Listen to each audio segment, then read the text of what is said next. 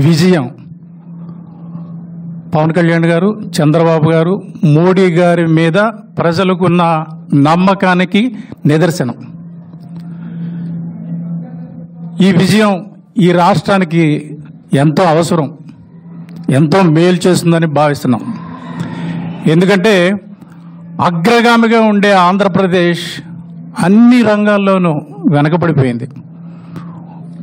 ఇంకొక 5 ఏళ్ల పాటు ఈ ప్రభుత్వాన్ని భరించే స్థితిలో లేవని ప్రజలంతా ఒక నిర్ణయానికి వచ్చేశారు.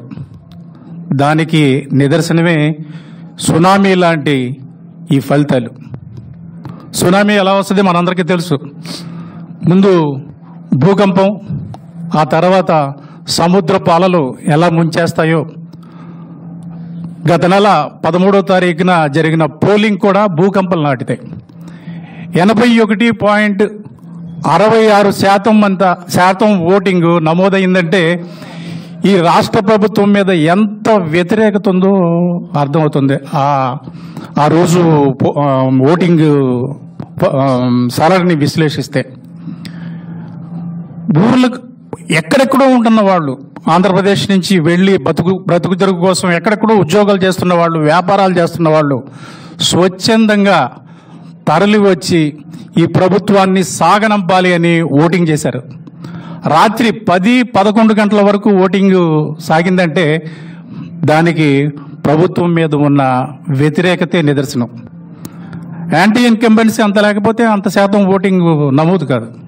ప్రధానమంత్రి మోడీ గారు లాంటి వారు కూడా ఢిల్లీలో ఏంటి ఆంధ్రప్రదేశ్లో ఈ సునామీ అని వ్యాఖ్యానించారంటే మనం దాని వెనక ఉన్న కారణాలను అర్థం చేసుకోవచ్చు. ఎక్కడికి వెళ్ళినా ఆంధ్రప్రదేశ్ అని చెప్పుకోవడానికి ఇబ్బందిగా పడే స్థితికి ప్రజలు వెళ్ళిపోయారు. ఎందుకంటే మనకి రాజధాని లేదు, ఒక పరిశ్రమ లేదు, ఉపాధి అవకాశాలు లేవు, కార్మికులు కానీ, రైతులు కానీ, ఉద్యోగులు కానీ ఎవరు సుఖ సంతోషాలతో లేరు. మరోసారి వైసీపీ ప్రభుత్వం అధికారంలోకి వస్తే ఈ రాష్ట్రంలోంచి వెళ్ళిపోవాలని అనేక మంది నిర్ణయించుకున్నారు. ఇక్కడ మనం బతకలేం, వేరే రాష్ట్రాలకు పోయి వ్యాపారమో వ్యవసాయమో ఏదో ఒకటి చేసుకుని బతుకుదాం, మనం ఇక్కడ ఇంకో ఉండటం ఇక్కడ అనవసరం అనే స్థాయికి వచ్చారంటే ఇక్కడ ఎటువంటి పాలన సాగిందో మనం అర్థం చేసుకోవచ్చు.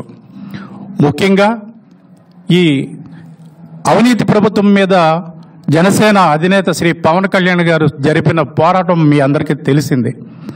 ఇప్పటం సభలో నేను వైసీపీ వ్యతిరేక ఓటు చేయలనివ్వను అని ఆయన శపథం చేసినాడే వైసీపీ పరాజయం ఖరారైపోయింది.